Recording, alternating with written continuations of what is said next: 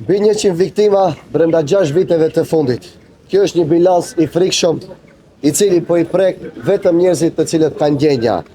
Dhe kjo shifër e keqe asesi nuk po i prek ata të cilët nuk po i prek dot as ligji.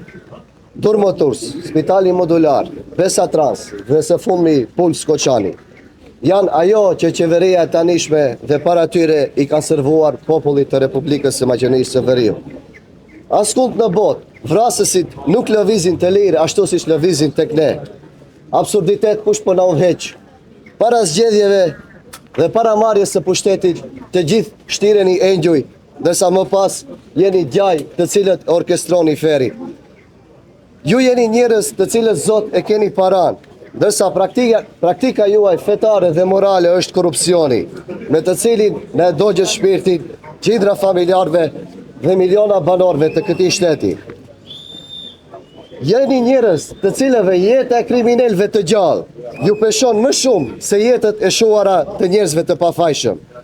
Jeni njerëz të cilin shpëtimin e kriminalëve të gjallë dhe shpëtimin e tyre nga burgu dhe përgjegjësia e keni më shumë të ju peshon më shumë se sa ngushëllimi që do jepnit familjarëve dhe popullit të Maqedonisë duke i dënuar po të njëjtit me dënimet e duhura, edhe pse për ta asnjë dënim nuk është i mjaftueshëm.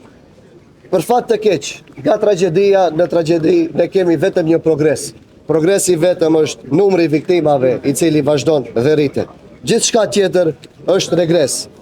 I panderuar kryeministër, nga hëna duket shumë qartë sepse ju po nxjerrni mllefin dhe egon tuaj politike ndaj kundërshtarëve tuaj dhe këtë bëni për dy arsye. E para për të hequr fajin nga ju dhe t'u hedhni tyre, dhe e dyta për të shpëtuar vetveten. Ndoshta ju do shpëtoni, si shpëtuan edhe ata para jush. Mirë po ju shumë mirë e dini atë çka ndjeni brenda.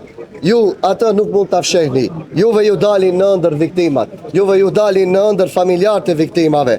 Po ju kurse të zgjoheni nga gjumi dhe të ndërhiqeni bashkë me orkestruesit e tragjedive dhe t'i dilni ballë gjykimit e jo të luani rolin e gjyqtarit.